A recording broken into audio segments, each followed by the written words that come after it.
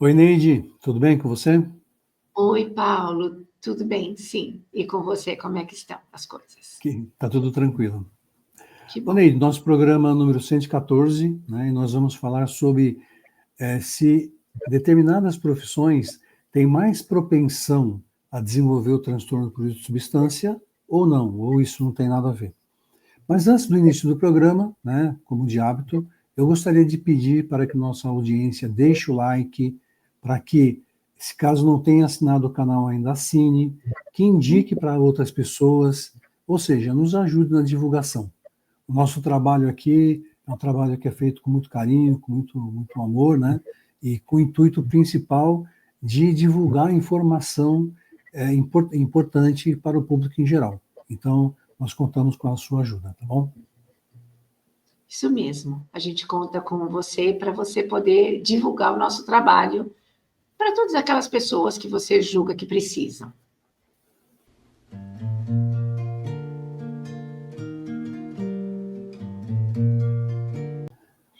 Ok, Neide, voltando aqui para o nosso programa número 114. Então é assim, Neide, a minha percepção, né, que quando eu trato a dependência química, nos pacientes que eu tenho dependência química, eu vejo sim que algumas áreas, né, algumas profissões me trazem mais pacientes, sabe? Ou seja, eu tenho pacientes que são mais específicos em relação a uma profissão. Mas eu não sei se isso é uma coincidência, se é uma coisa que está acontecendo comigo, né? Então, não posso afirmar, por exemplo, médicos têm uma propensão muito maior a desenvolver o transtorno, né? Ou se são as condições, a exposição. Qual que é a sua opinião, Leide? Então, Paulo, assim, existem estudos epidemiológicos mostrando que entre os médicos, por exemplo, existe uma incidência de uso de substância que é diferente, por exemplo, entre os engenheiros, e existem estudos que fazem alguma relação com as profissões, sim. No entanto, eu acho que não é a profissão em si que determina se vai ter o uso ou não, né? Mas sim o contexto onde essa profissão está inserida. Então, por exemplo, o que a gente tem observado, né? Médicos, enfermeiros, por exemplo, estão expostos a substâncias psicoativas, opiáceos, por exemplo, que não são vendidos em farmácia, que só são vendidos, que só são conseguidos dentro dos hospitais. Quem que negocia com os fornecedores são as instituições, tá? Então, o que acontece? Ninguém tem acesso a esse tipo de medicação, mas o médico anestesista tem, o enfermeiro tem. Então, veja, ele está exposto a isso. A gente sabe que a exposição facilita, né? Uhum.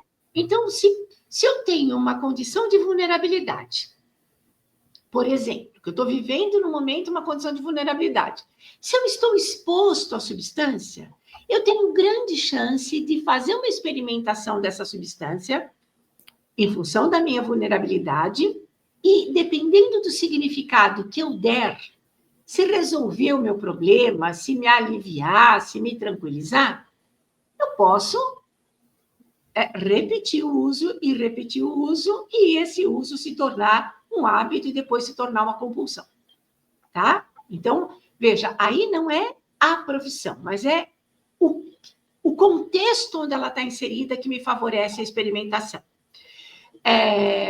A gente tem visto, por exemplo, que entre os médicos pode haver um uso exacerbado de medicações que precisem de receita. Então, o público em geral não tem acesso a essas medicações porque não tem como fazer a receita. Uhum. Mas os médicos têm como fazer essa receita. Esse é um facilitador para o uso. Então, não é o fato de ser médico porque é médico, mas é o fato de ter um facilitador, porque consegue emitir a receita, e aí tem mais acesso, por exemplo, aos medicamentos vendidos na farmácia, as drogas Z, os Uhum. benzodiazepínicos, né? Os estimulantes, o Venvance, por exemplo, a gente vê que existe hoje uma uma tendência a se usar algum tipo de substância. Eu acho que também a gente pode falar desse pessoal que trabalha em condições cujo nível de estresse é muito grande. Por exemplo, no mercado financeiro, no mercado da tecnologia de informação, aonde as pessoas têm que trabalhar muitas horas por dia, né? Onde é exigido delas, acaba sendo exigido delas uma entrega muito grande de trabalhos, né? Enfim. Meta muito alta, né? Exatamente, uma pressão muito alta. O que acontece com essas pessoas? Elas têm uma tendência a usar droga estimulante. Uhum. Então, a gente está recebendo agora no consultório, né, pacientes com uso de metanfetamina, porque são pacientes que ficam ligados uma noite inteira, quer dizer, trabalham o dia inteiro, um dia inteiro, uma noite inteira, e no outro dia continua trabalhando. Entrega tudo que tem que entregar a um preço altíssimo em relação à sua saúde mental. Então, eu acho que a gente poderia citar aqui inúmeros exemplos, né, de profissões que, por exemplo, a gente vê, e aí, quando estou falando de médico, estou falando, por exemplo, de médico veterinário, que também passa receita, né? Então, esses profissionais, eles têm uma tendência à dependência de medicação e assim por diante.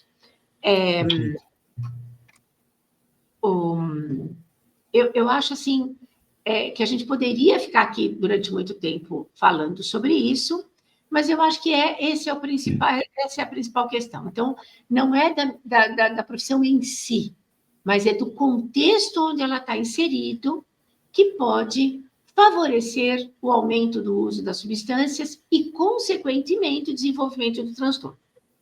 Uhum. Mas também tem uma ligação também entre os problemas que a pessoa está passando por aquele momento e a exposição, né? Então, não significa que todo mundo que tenha contato com a substância vai se tornar dependente, mas se ele fizer uma ligação como uma solução para os seus problemas, ele pode desenvolver o transtorno também, né? Sim, com Perfeito. Certeza. Ok, Neide, obrigado então, viu, pela conversa de hoje. E lembrando aqui, deixe seu like, não esqueça e compartilhe o vídeo. Um grande abraço. Obrigada, Paulo. Um grande abraço para você e a todos que nos ouvem no momento.